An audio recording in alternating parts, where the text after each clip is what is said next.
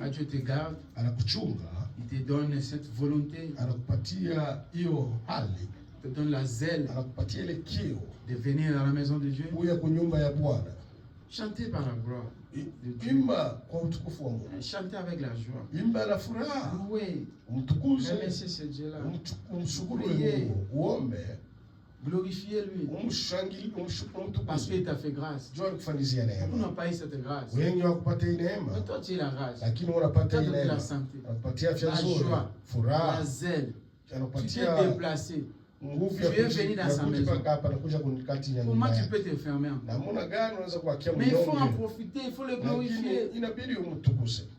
S'il y a quelque chose que Dieu aime, c'est l'adoration, c'est le louange. Mais les géants étaient brisés à cause seulement de louange. Tu ne peux pas venir à la maison de Dieu et tu es encore chargé. Tu es encore lourd. Non, libère-toi.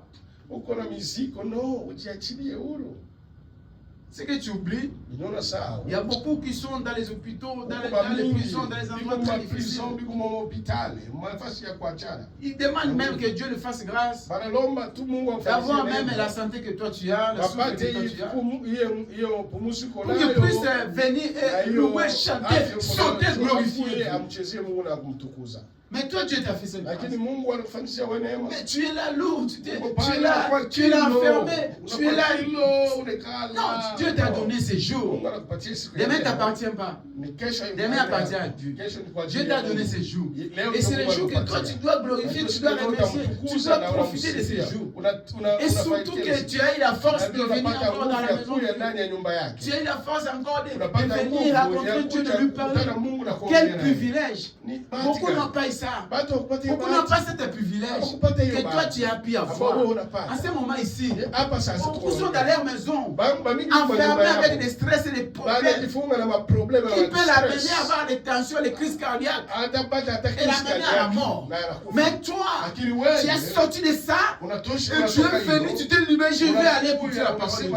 Je dois donner mes problèmes à Dieu. Mais comment tu arrives ici, tu es encore enfermé? Non, tu n'as pas besoin des gens pour chanter, pour glorifier Dieu. Tu n'as pas besoin des gens pour louer l'Éternel. Mais tu as seulement besoin de ta conscience de toi-même. Que c'est ce Dieu-là qui m'a donné ce jour et je dois profiter de ce jour. C'est Dieu-là qui m'a fait grâce de venir à la maison de Dieu, de venir à l'endroit pour le louer. Je dois le louer. Je ne regarde pas celui qui est à côté. Je n'ai pas besoin qu'on soit 1000 ou 2000, 5000. Mais j'ai besoin de moi-même. Parce que Dieu a fait grâce seulement à toi-même. Libère-toi. Tu ne peux pas avoir l'onction seulement quand il y a quelqu'un à côté de toi. Non, l'onction doit être à toi-même. Parce que ce qui m'a fait de quitter ma maison, c'est l'onction de Dieu. Celui qui m'a donné la santé, c'est l'onction de Dieu, c'est Dieu. Celui qui m'a gardé toute la semaine, c'est Dieu. Et comme il m'a gardé pendant toute la semaine, il m'a donné l'onction. J'ai pu aller à la douche, j'ai pris la douche. Je me suis revêtu. Et je me dis, je vais aller à la maison du Seigneur. Mais quand j'arrive à la maison du Seigneur, la chose que le Seigneur aime, c'est l'adoration. Donc je dois la donner, je dois le glorifier, je dois le mettre dans sa place. Si tu peux faire un petit tour à l'hôpital, tu vas voir que ceux qui sont dans les hôpitaux, ils demandent même au Seigneur si tu me fais grâce. Je vais sauter, louer,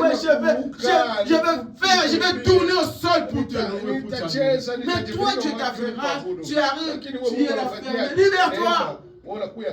C'est une grâce d'avoir la vie. Les mois dans lesquels nous vivons aujourd'hui, c'est une grâce de dormir et se réveiller. La mort est devenue comme le soleil. La mort n'a plus de sens. Mourir aujourd'hui, c'est rien.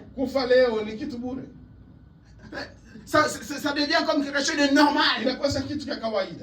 Et toi, Dieu t'a fait grâce d'avoir encore la souffle, la vie, la santé, l'énergie.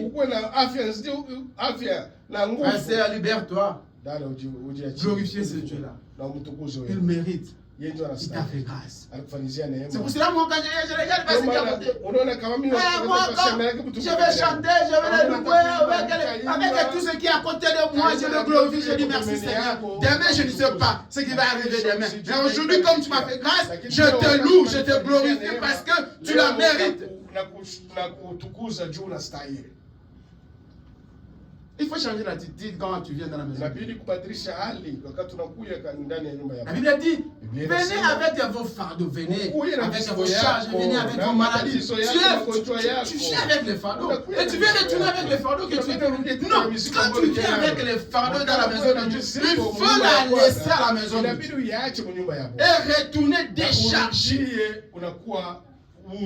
Toi, tu viens avec des fardeaux. Mais qu'est-ce que tu as fait en fait?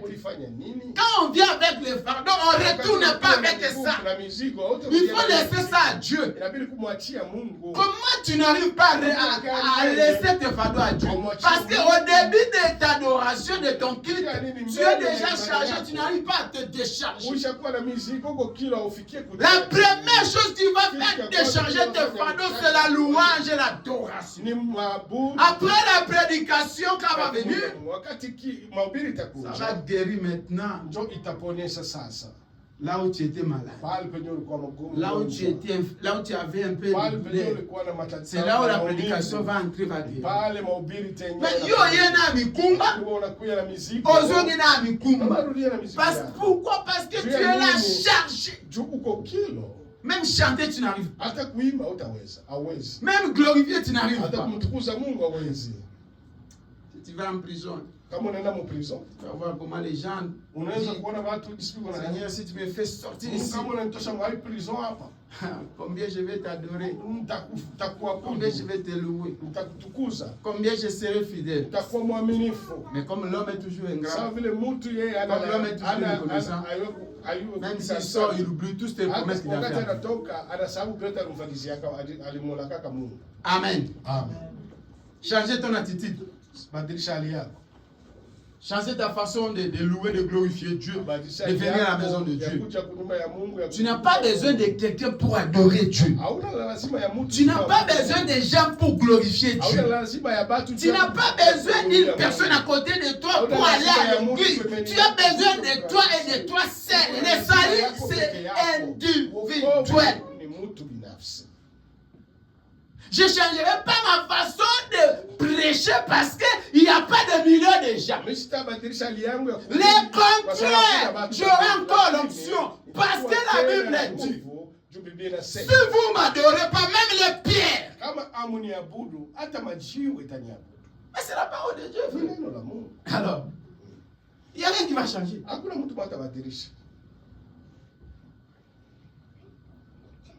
Fabrice, si tu peux me donner de l'eau à boire.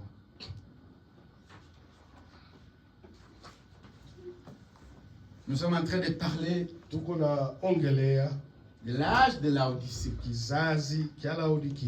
Et ces 2 semaines passées par la grâce de Dieu, j'ai mis une très belle fondation. Je parlais, tu ne peux pas comprendre Laodicée si tu n'as pas identifié les prophètes que Dieu a envoyés dans cet âge. C'est là où tu vas avoir une chemin, une porte, une conduite pour être mis dans ta foi. Quand tu identifies les prophètes, la personne que Dieu a envoyée avec un message précis dans l'âge que tu vis. Ça, c'était seulement une fondation. Par la grâce de Dieu, on va maintenant voir c'est que Laodicée. Quelle chose qui est dans Laodicée? Qu'est-ce qui va arriver à Laodicée? Et comment les gens se comportent à Laodicée? Quels sont les signes de Laodicée? Nous allons voir ça. C'est très important. Quand tu comprends ce genre de choses, quand tu écoutes ce genre d'enseignements, ça te met à rester dans la foi. Frère Branham a prêché une prédication. Aujourd'hui, les gens, les chrétiens sont ballottés. Parce qu'ils n'arrivent pas à identifier l'âge qu'ils vivent. Ils n'arrivent pas à comprendre le temps qu'ils sont en train de traverser. Et c'est ce qui fait que leur foi ne puisse pas être solide. Comme il ne comprend pas l'âge qu'il a, sa foi n'est pas solide. Devant les épreuves, devant le manquement, il va aller chercher les marabouts, les sorciers pour qu'ils puissent avoir l'argent. Pourquoi? Parce qu'il n'a pas eu les enseignements à propos de l'âge qu'il est en train de traverser. Mais quand tu as des enseignements, tu comprends l'âge avec laquelle tu vis, ta foi, ta vie chrétienne sera solide, tu ne vas pas bouger. Tu ne vas pas bouger. Parce que tu comprends l'âge, le temps et le moment que tu vis. Et que tout ça, ça va arriver. La famine, ça va arriver. Le manquement, ça va arriver. Les guerres, ça va arriver. La mort, nous n'en parlons pas. La mauvaise foi, les gens seront méchants. Tout ça, ça va arriver. Pour identifier toutes ces choses, quand tu comprends ton âge, et tu comprends le prophète, avec le message que Dieu a envoyé à cette prophète, tu seras solide dans ta foi. Personne ne va bouger ta foi. Ni le manque de moyens, ni la souffrance, ni la famine, ni le manquement. Tous ces choses-là ne peuvent pas toucher ta foi. Mais alors,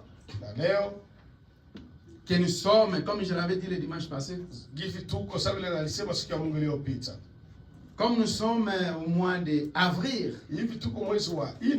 et le mois d'avril est marqué par la fête de Pâques, de la fête de Pâques, qui était célébrée plusieurs croyants du monde le dimanche passé. Et moi je ne voulais pas interrompre ma pensée pour mettre la fondation le dimanche passé. J'avais promis que aujourd'hui nous allons parler de la fête de Pâques. Et je vais retourner dans mon sujet principal, qui est l'âge de la Odyssée. Pour donner les enseignements à propos de la Odyssée. Après la Odyssée, qu'est-ce qui va suivre? Après la Odyssée, c'est le millénium qui va suivre. Parce que la Odyssée, c'est le dernier âge. Après la Odyssée, nous allons entrer en millénium. Après millénium, c'est l'éternité. Mais aujourd'hui, nous allons un peu parler de la fête de Pâques. Est-ce que la fête de Pâques, parce que je sais que beaucoup entre nous ici, des fois tu es là, tu n'as jamais été enseigné à propos du Pâques. Moi, je parle chaque année du Pâques avec des gens, des frères et sœurs qui sont avec moi. Chaque année, moi, je parle à propos du Pâques. Comment les gens sont en train de célébrer et qu'est-ce que signifie le Pâques. Il y a des fois, toi, tu n'as pas vraiment, tu n'as jamais écouté ce que c'est le Pâques. Et tu n'as jamais compris pourquoi la fête de Pâques. Pourquoi les gens célèbrent. Pourquoi c'est vraiment un événement aux chrétiens, aux enfants de Christ. Est-ce que ça s'écrit dans la Bible? Est-ce que c'est réel? Ou c'est quelque chose qu'on a inventé? La Pâques, la fête de Pâques, c'est réel, ça s'écrit dans la Bible. Mais les mois ou les dates qu'on nous a imposées, c'est ce qui n'écrit pas dans la Bible. Mais ce qui signifie, ce qui est du Pâques, c'est célébré, c'est s'écrit dans la Bible. Mais maintenant, la date avec laquelle on nous a donné, c'est ce qui ne concorde pas. Ils ont pris seulement un jour pour célébrer cet jour. Mais le Pâques, la fête de Pâques, ça s'écrit dans la Bible. Mais aujourd'hui, nous allons comprendre et nous allons sonder les Écritures. Nous allons lire pour comprendre réellement qu'est-ce que signifie le Pâques. Et c'est quoi la Pâques? Et qu'est-ce qu'est la Pâques? Qu'est-ce que la Pâque peut faire dans la vie, peut impacter dans la vie d'un chrétien? Dans chaque événement que Jésus faisait avec ses disciples, il y avait une signification. Dans tout ce que Jésus célébrait avec ses disciples, il y avait une signification. Et dans cette signification, Jésus faisait ça avec une cause. Et c'est ce que nous allons voir. Pourquoi Jésus célébrait la Pâque? Et qu'est-ce que la Pâque? Parce que Jésus, avant même sa mort, il célébrait la Pâque. Il y a ceux qui pensent que le Pâque, c'est seulement quand il est mort, il est ressuscité. Non, Jésus, en étant vivant, il a célébré la Pâque avec ses disciples. Et il a dit, faites ça pour vous rappeler de moi. Mais aujourd'hui, je vois, il y a aussi ceux qui prennent la Pâque et orientent aussi les enfants. Ça devient maintenant comme un événement que les gens ils s'habillent. Il y a ceux qui se réveillent à 5 h du matin pour aller voir le lever du soleil. Comment le lever du soleil, comment Jésus pouvait être monté au ciel. Toutes ces choses-là, ça devient des pratiques qui deviennent, chacun veut faire ce qu'il veut.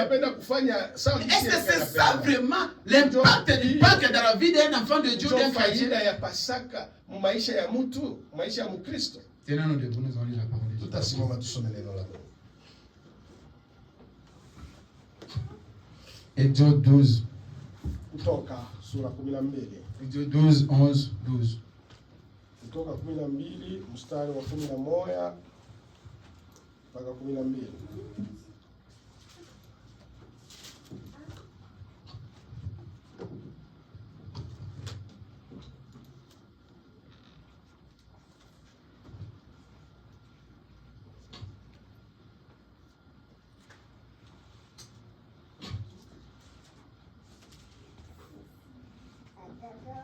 Exode, c'est après Genèse. Exode 12. Kutoka 12. Verset 11. Sura 11 mpaka 12. Jusqu'au verset 12. Quand vous les mangerez, vous aurez vos reins sains, vos souliers aux pieds et votre bâton à la main, et vous les mangerez avec la hâte. C'est la Pâque de l'Éternel. Cette nuit-là, je passerai dans les pays d'Égypte et je frapperai tous les premiers-nés du pays d'Égypte, depuis les hommes jusqu'aux animaux. Et j'exercerai des jugements contre tous les dieux de l'Égypte. Je suis l'Éternel. Amen. Amen. Que Dieu vous bénisse. Quand vous suivez la lecture, vous allez comprendre qu'ils sont en train de faire la Pâque. Mais Jésus est en train de leur dire qu'il y aura aussi le jugement.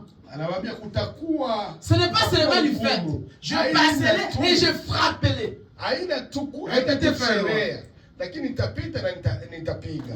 Écoutez.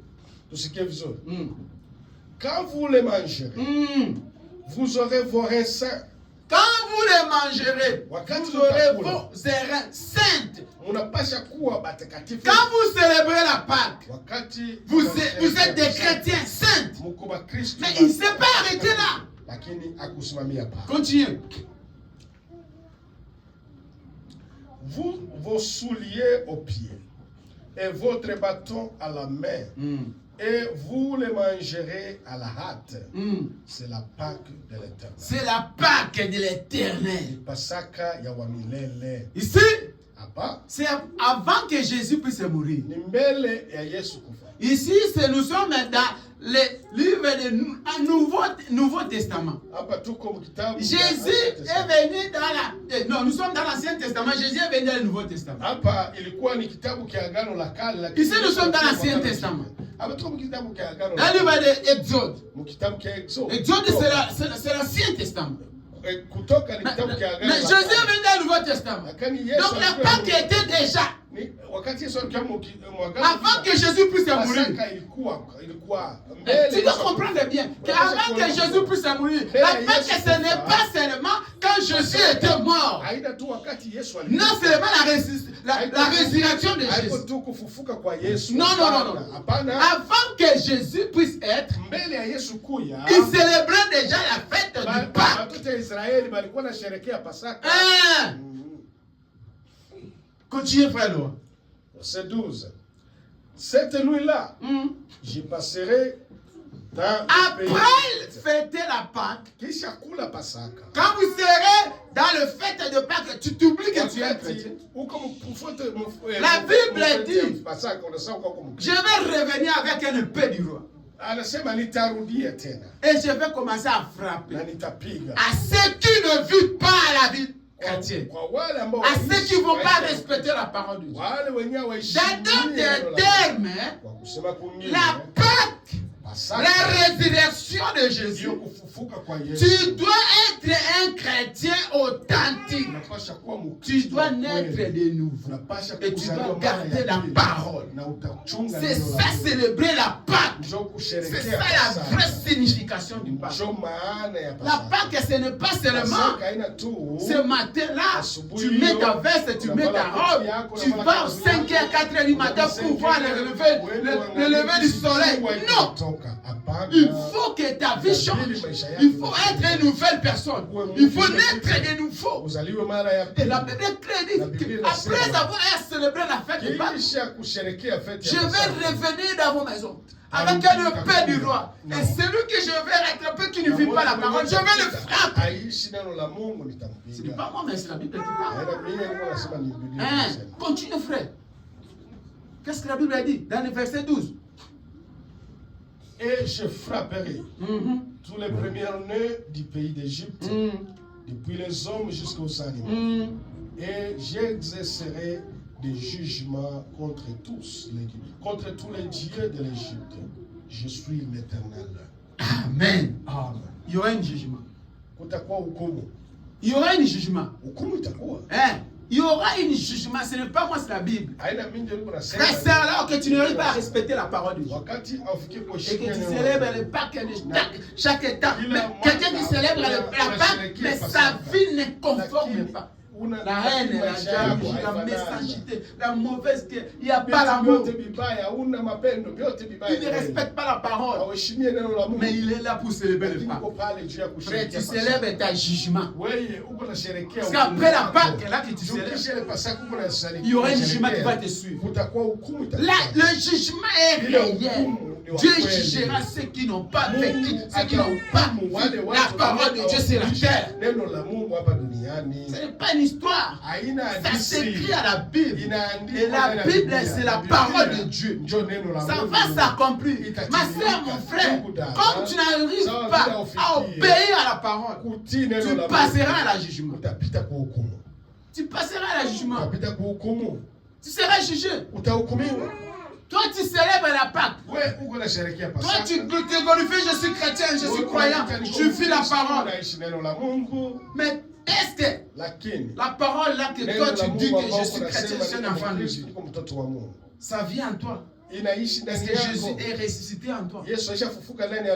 Toujours dans le livre d'Exode. Toujours dans le verset, dans le chapitre 12.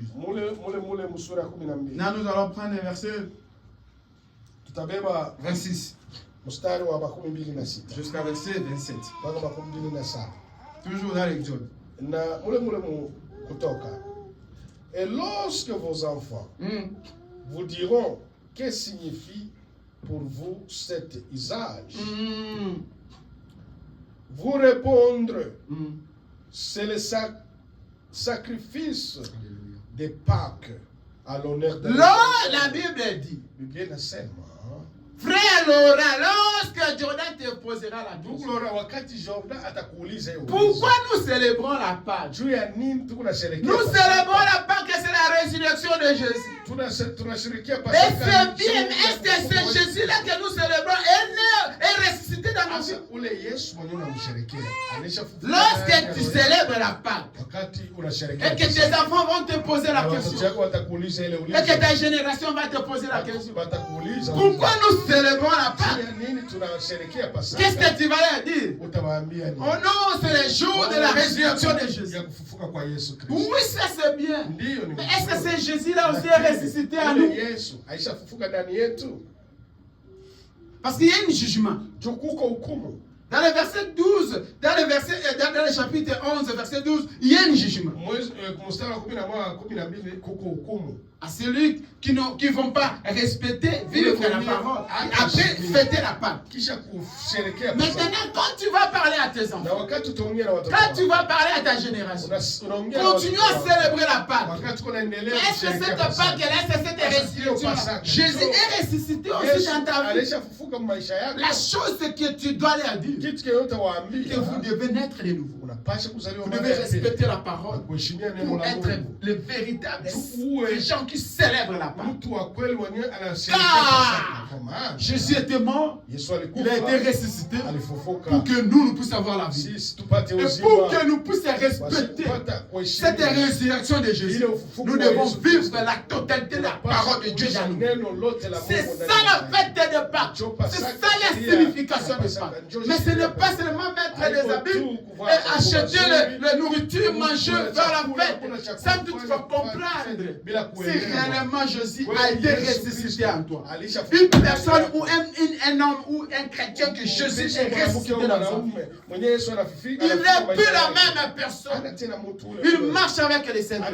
Parce que sa vie a été morte à la tombe.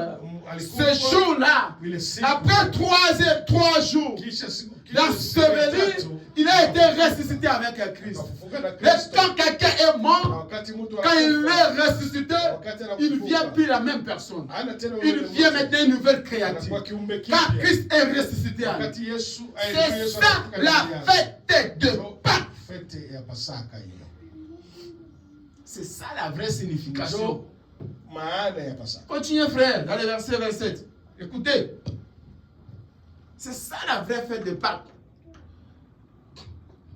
C'est le sacrifice de la Pâque à l'honneur de l'Éternel, qui a passé par-dessus les maisons des enfants d'Israël en Égypte, lorsqu'il frappa l'Égypte et qu'il sauva nos maisons.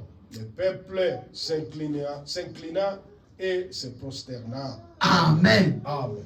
Lorsqu'il va frapper les maisons, chez nous, nous serons protégés. Qu'est-ce qui va te protéger? C'est la résurrection de Christ en toi. C'est le Saint-Esprit qui est en toi. C'est le signe qui sera dans ta maison. La Bible dit, lorsqu'il va commencer à frapper les maisons, chez nous, l'ange de la mort. Parce qu'il y a un signe. Ta vie ne conforme pas à quelqu'un qui peut célébrer la Pâque.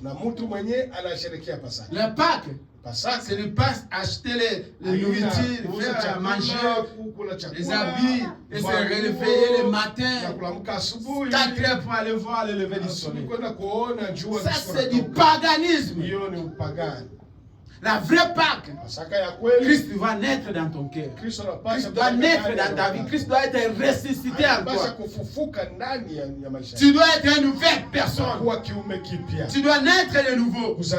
Tu dois mourir avec lui 3 jours, être enseveli et être ressuscité avec lui. C'est ça la vraie Pâque. Et ici, vous êtes en train de voir que nous sommes dans l'Ancien Testament. Jésus-Christ n'est pas encore venu, n'est pas encore mouru. Mais la fête de Pâques était déjà là. Ce qui veut dire que la vraie fête de Pâques, c'est la vie de quelqu'un. Vous allez voir que ici, dans le livre d'Exode, ils sont en train de parler qu'il y a la condamnation après la fête de Pâques. Cela veut dire que la fête de Pâques doit être une personne qui est née de nouveau. Une personne qui, Jésus est ressuscité. Ce n'est pas seulement une cérémonie. Ce n'est pas seulement la mort de Jésus. Comme Marie, avec ses camarades, ils sont allés voir la tombe de Jésus. Ce n'est pas seulement ça. La Pâque, ça n'a pas commencé là. La Pâque a commencé à l'Ancien Testament. 2 Corinthiens.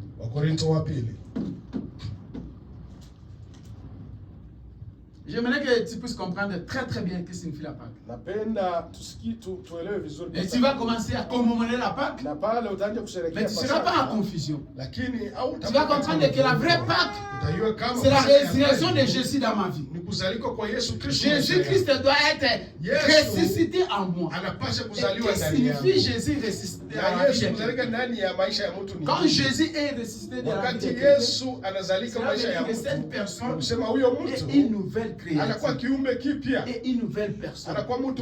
Mais à chaque temps que toi tu commets du péché, à chaque temps que toi tu renonces à la parole de Dieu, à chaque temps que tu t'opposes à la parole de Dieu, tu fais encore retourner Jésus à la tombe. Jésus n'est pas ressuscité en toi. C'est la personne que Jésus est ressuscité en lui.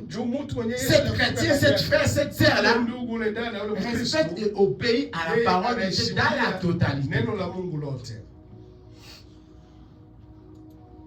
2 Corinthiens, verset 5. Maintenant ici, nous sommes quittés l'Ancien, maintenant nous sommes venus au Nouveau Testament. Nous étions en Ancien Testament, dans le livre d'Exode. Maintenant, dans le livre de 2 Corinthiens, nous sommes venus maintenant au Nouveau Testament.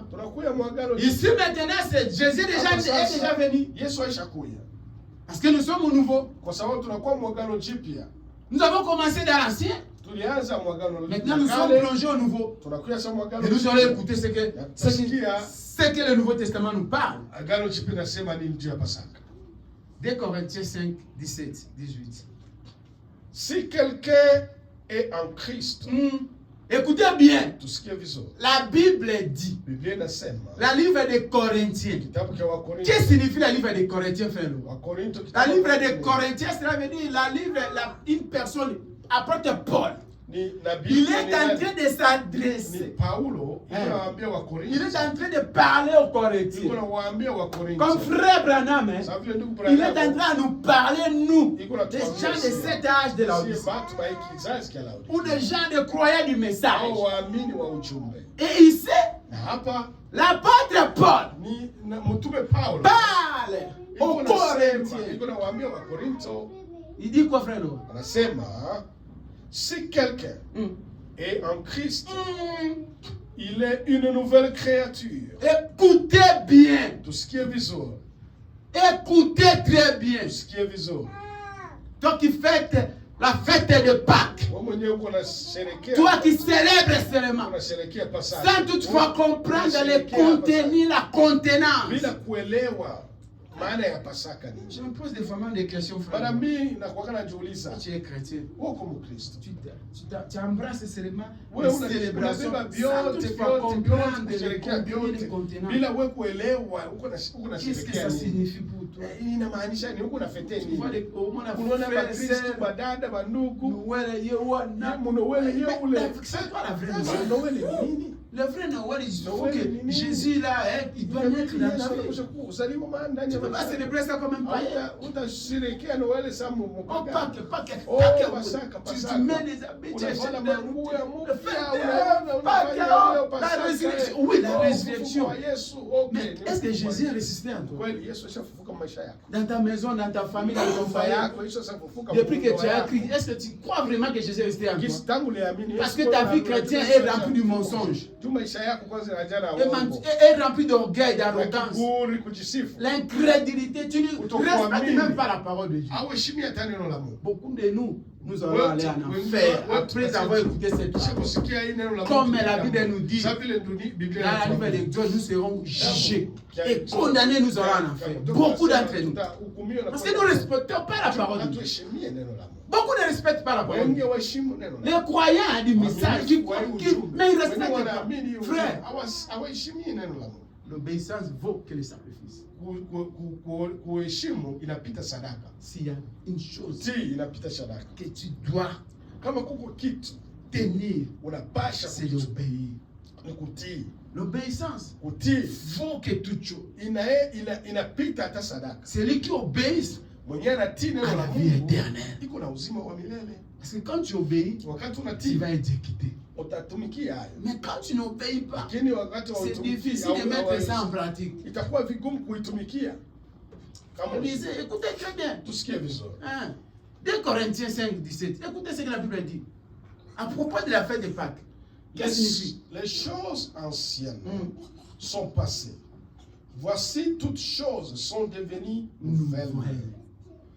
Et tout cela vient de Dieu, qui nous a réconciliés avec lui par Christ et qui nous a donné le ministère de la réconciliation. Comment toi tu vas célébrer la résurrection de Christ? Mais tu n'arrives pas à naître de nouveau. Comment? Comment tu peux célébrer la résurrection de quelqu'un? Mais ici, il dit avant de me célébrer, il faut naître de nouveau. Mais comment tu peux le célébrer sans naître de nouveau? Frère, répétez un peu cette verset. Écoutez très bien. Il faut, avant de célébrer, il faut naître. Comment tu peux célébrer quelqu'un que tu ne peux pas le croire?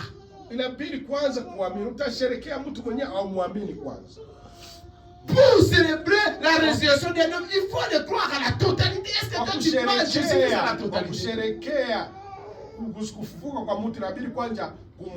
Mais frère, tu vis dans la confusion. Tu ne crois pas à la totalité de la parole de Dieu. Mais tu veux célébrer cet homme qui était ressuscité. Il est ressuscité dans ta vie ou bien il est ressuscité dans les airs. Il faut qu'il puisse être ressuscité dans ta vie.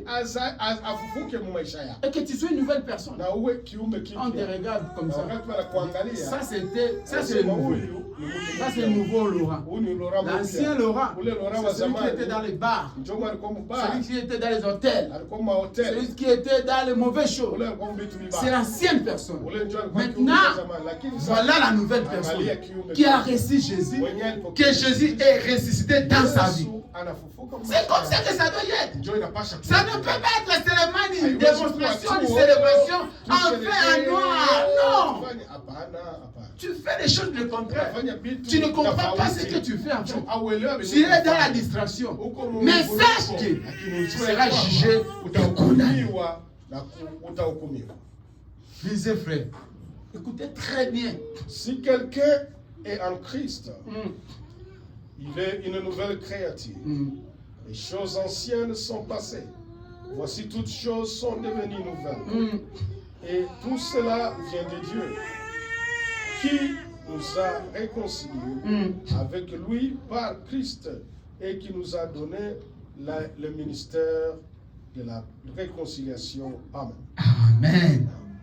Si quelqu'un croit à Jésus, kama mtu anaamini Yesu Kristo, il est devenu nouvelle personne. anakuwa kiumbe kipya. Et comme tu es devenu nouvelle personne, Kama unakuwa kiumbe kipya, tu peux célébrer les Pâques. unapaswa kusherehekea Parce que Pasaka. tu crois en Jésus, Unaamini et Yesu tu es mort avec lui, unakufa et pamoja tu es naye, ressuscité avec na lui, unafufuka pamoja et tu es naye. devenu une nouvelle créature. Unakuwa kiumbe kipya. Les choses anciennes Vitu vya zamani sont passées. vinapita. Maintenant, tu as embrassé les nouvelles choses et ta vie est devenue Na nouvelle. maisha yako yanakuwa ni maisha C'est mpya. ça la bonne, la version de la fête du Pâques. Maana ya À ce moment-là, ni tu pale peux sasa commencer à célébrer la Pâque. utaanza kusherehekea. Quand tu es devenu une nouvelle personne, Kama unakuwa kiumbe kipya, tu peux célébrer la Pâque. unaweza Tu kusherehekea. peux acheter à manger. Unaweza kuuza Tu chakula. peux mettre les habits. Tu peux aller dans les grands restaurants avec ta famille. Tu peux louer, glorifier. Moi, je célèbre la Pâque. Parce que Jésus est ressuscité en moi. C'est ça la vraie célébration. Comme frère Laurent peut célébrer la Pâque. Il réellement moi, Jésus est ressuscité. Les choses anciennes, ma vie passée, ça conforme un peu à ma vie présente. Ce qui veut dire que Jésus est ressuscité en moi. C'est ça une personne qui peut célébrer la Pâque. Pas toi, ma sœur. Pas toi, mon frère. Toi, tu ne peux pas célébrer la Pâque. Parce qu'en toi, les choses anciennes continuent. Les péchés continuent. Le mauvais esprit est en toi. La sorcellerie, le magie, le mauvais caractère est en toi. Toi, tu ne mérites pas à célébrer la Pâque. La personne qui mérite à célébrer la Pâque, c'est cette personne-là qui a reçu une nouvelle vie, qui est ressuscité avec Jésus.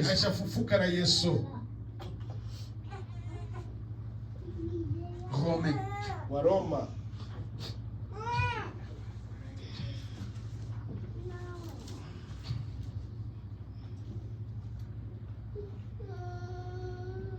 Romains 6. Roma sura 6. Nous sommes toujours au Nouveau Testament. Romains 6. 5, 6. Écoutez. En effet, si nous sommes devenus une même plante avec lui par la conformité et à sa mort, Alléluia, nous le serons aussi par la conformité à sa résurrection. Arrêtez, frère. La Bible dit, si nous sommes en conformité avec lui par sa mort, dans sa mort, il nous a sauvés. Dans sa résurrection, nous sommes ressuscités avec lui. C'est ça la fête de Pâques. C'est ça quelqu'un qui est en train de célébrer les Pâques. Quand il mourait, il est mort avec moi.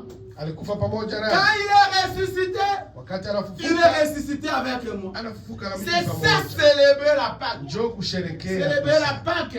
Jésus doit mourir avec toi et il doit ressusciter avec toi. Tu ne peux pas rester la même personne. Quand il est mort, tu n'étais pas mort avec lui. Quand il est ressuscité, tu n'étais pas ressuscité avec lui. Comment tu célèbres la Pâque? Comment tu peux dire que je vais célébrer la fête de Pâques? On célèbre la fête de Pâques en mourant avec lui et en ressuscitant avec lui. C'est ce que la Bible est en train de dire dans le livre des Romains. La Bible dit, en sa mort, nous étions en conformité. Donc nous étions avec lui. Et en ressuscitant, nous sommes ressuscités avec lui. Et quand quelqu'un il est ressuscité en Jésus, nous devons voir une nouvelle visage, une nouvelle personne, une nouvelle créature, un nouveau homme qui est notre Père, qui a changé, qui a abandonné le péché, qui est devenu un enfant de Dieu, authentique, qui craint la parole de Dieu. Continue, frère. Sachant que notre vieil homme est crucifié avec lui, afin que le corps du péché fût détruit, pour que nous ne soyons plus esclaves du péché. Alléluia. Mais toi, jusqu'aujourd'hui, tu es esclave du péché. Jusqu'au jour d'aujourd'hui, frère est toujours l'esclave du péché. Jusqu'au jour d'aujourd'hui, sœur est toujours esclave du péché. Mais tu veux célébrer la Pâque. Comment tu peux célébrer la Pâque? Alors que toi, tu continues à vivre dans le péché. Tu ne peux pas célébrer la fête de Pâques si tu continues à vivre dans le péché. La personne qui doit célébrer la Pâque, c'est la personne qui est ressuscitée, qui a abandonné le péché. Quand tu continues dans le péché, toi, Jésus n'est pas encore ressuscité. Donc la fête de Pâques n'a pas l'importance dans ta vie. La fête de Pâques, c'est une illusion pour toi. Laissez les gens qui sont ressuscités, qui sont devenus de nouvelles personnes, de nouvelles créatures, puissent célébrer la Pâque. Pas toi. Parce que toi, Christ n'est pas encore né dans ta vie. Christ n'est pas encore ressuscité en toi. Tu ne mérites pas célébrer la Pâque. Quand tu vis dans les illusions, tu t'embrasses dans les choses que tu ne comprends pas. Un pécheur ne peut pas célébrer la Pâque.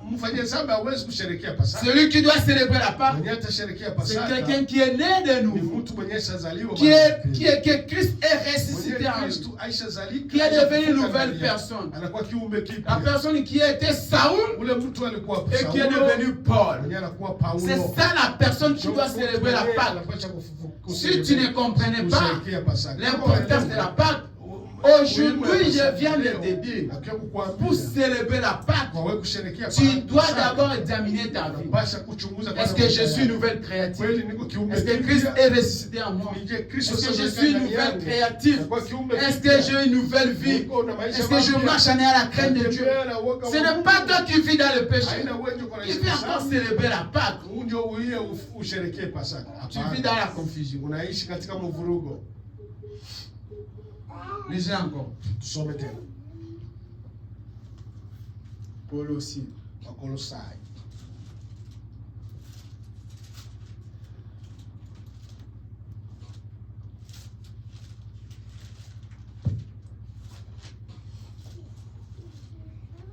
Toujours nous sommes dans la livre du Nouveau Testament. Tout comme Wagano Jipia.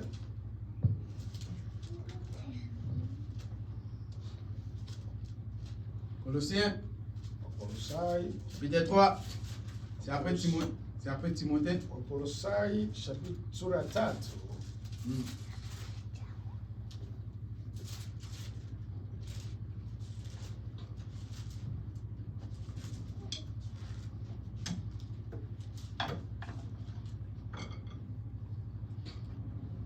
Colossiens 3, premier verset jusqu'au verset 3. Kolosai sura 3 mstari wa kwanza mpaka wa 3. Si donc vous êtes ressuscité avec Christ. Alléluia. La Bible dit dans le livre de Colossiens. Si vous êtes ressuscité.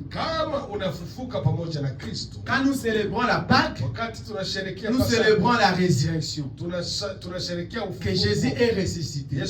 Et la Bible dit dans le livre de Colossiens, si tu es ressuscité. Cela veut dire pour célébrer la Pâque, tu dois mourir et être ressuscité avec Christ. Est-ce que toi tu ressuscites? Si, continue frère.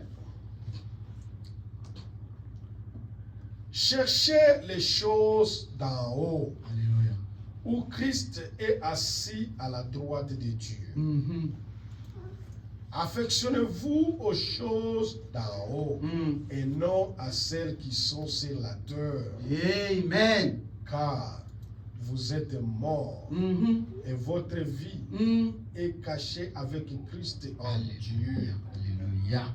Quand Christ, votre vie, paraîtra, alors vous paraîtrez aussi avec lui dans la gloire. Amen. Amen. Quand vous êtes ressuscité en Christ, vous devez mourir en Christ. Et quand vous êtes mort en Christ, vous serez ressuscité en lui. Et vous êtes maintenant une personne qui contacte les choses d'en haut, qui passe des choses du ciel, qui ne raisonne plus les choses de cette monde. Parce que la personne qui est ressuscitée en Jésus, cette personne-là pense seulement les choses du ciel.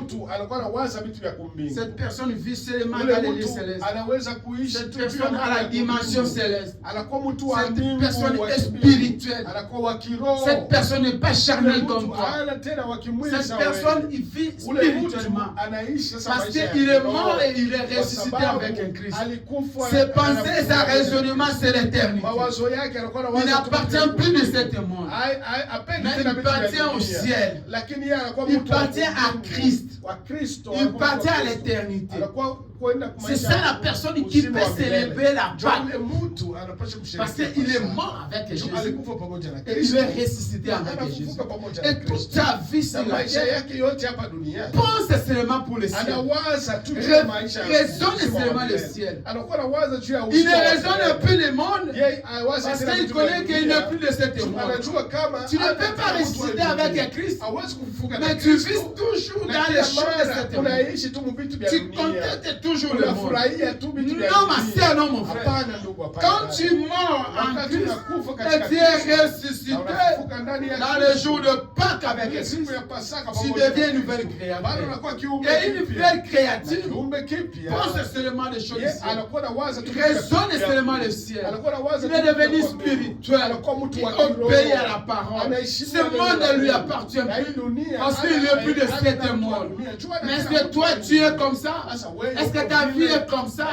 Quand toi tu célèbres la résurrection, quand toi tu célèbres la Pâque, est-ce que réellement tu penses des choses du ciel? Ou bien tu es toujours sur la terre? Ou bien tu es toujours dans les sentiments de cette monde? Quand on regarde ta vie, est-ce qu'on voit réellement Jésus ressuscité? Ou on voit quelqu'un qui vient encore dans cette monde? La fête de Pâques, c'est bien, mais tu dois connaître et tu dois comprendre. Ça signifie quoi? C'est quoi l'importance? Ne fêtez pas seulement pour fêter. Ne célébrez pas seulement pour célébrer. Ne te réveille pas seulement le matin pour aller au lever du soleil. Non, tu dois comprendre et tu dois réellement examiner. Et moi, je mérite à célébrer la fête de Pâques. Ma vie a changé. Je respecte la parole. J'obéis à la parole. Je crains Dieu de tout mon cœur.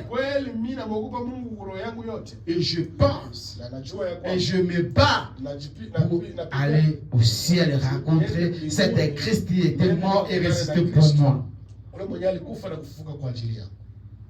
Nous terminons. Pour les frères Branham, nous allons lire encore Romains 8. Toujours dans le Nouveau Testament. Romains 8.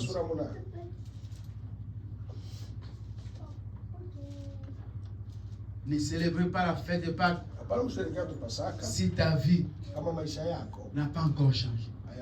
Si tu n'es pas encore une nouvelle créature, si tu n'as pas encore abandonné les péchés, si tu n'as pas encore abandonné la sorcellerie, si tu n'as pas encore abandonné la magie, si tu n'as pas encore abandonné la convoitise, l'arrogance, l'orgueil, la débauche, si tu n'as pas encore abandonné toutes ces choses-là, ne célébrez pas la fête de Pâques. Romains 8, 11, 12.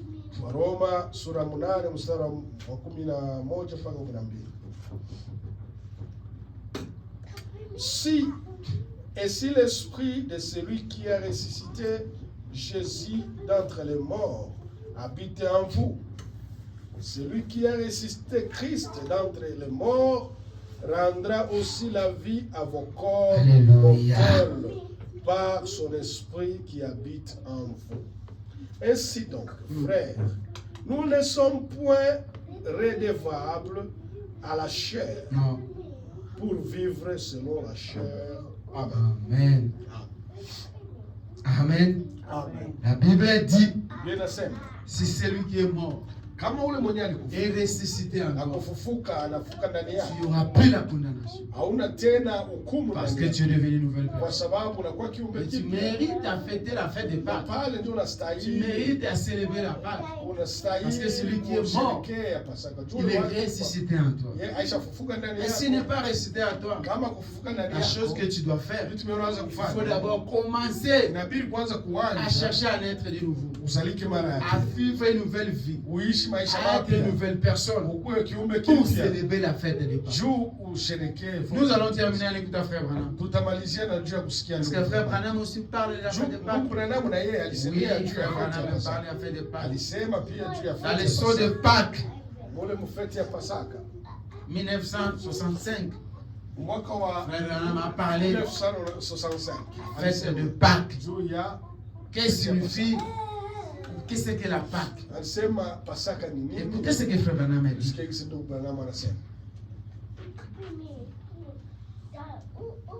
Jean qui manifeste ceci, c'est la preuve du titre acquitté. Nous sommes dans notre Pâque. Nous sommes dans notre Pâque. Nous sommes ressuscités. Alléluia. Et tout est là dans la promesse de Dieu. Alléluia. Quand le Saint-Esprit vous trouve, vous reconnaisse son appel, vous savez en quel jour nous sommes. Vous êtes enlevés à sa rencontre. Amen. Frère Branham a dit, quand le Saint-Esprit te cherche, te trouve, alors que nous sommes ressuscités en nous, nous sommes dans le Pâques, parce que tu es devenu une nouvelle personne.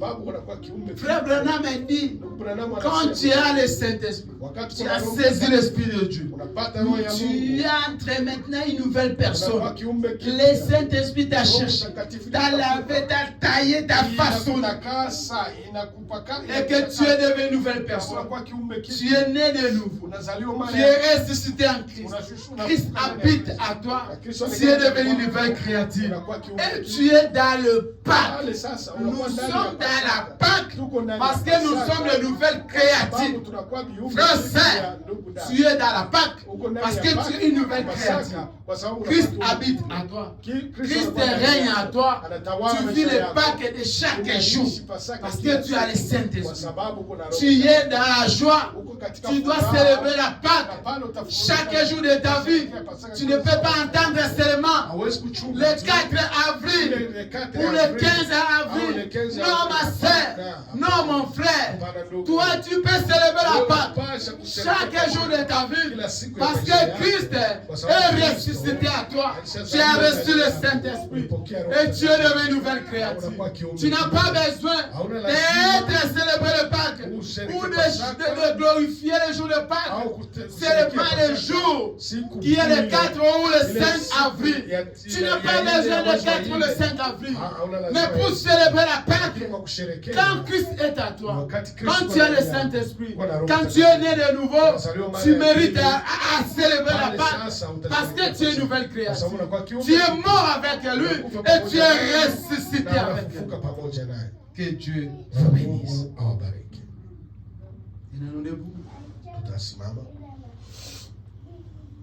Nous avons écouté la Pâques. Comment un chrétien ou un enfant de Dieu peut célébrer la Pâques? Le frère Branham a dit, tu n'as pas besoin d'attendre le 4 avril, le 5 avril. Non, le frère Branham a dit que quand tu reçois le Saint-Esprit, quand tu es né de nouveau, tu es tu peux célébrer chaque jour. Quand Jésus est ressuscité dans ta vie. Maintenant, est-ce que toi qui es ici, Jésus est ressuscité en toi? Est-ce que Jésus est en toi? Si Jésus est à toi, célèbre la Pâques chaque jour de ta vie. Mais si Jésus n'est pas à toi, cherchez d'abord de naître de nouveau.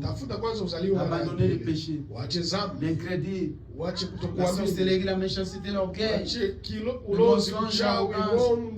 Cherchez d'abord d'abandonner tout ça et mourir avec Christ. 3 jours enseveli et être ressuscité avec lui. À ce moment-là, tu vas célébrer la Pâque. Mais la Pâque que toi tu célébrais, ça ne conformait pas à la parole. Tu célébrais ça sans le savoir. Tu ne comprenais pas qu'est-ce que signifie la Pâque. Quelqu'un qui doit célébrer la Pâque, c'est quelqu'un qui a rencontré Jésus et sa vie a changé.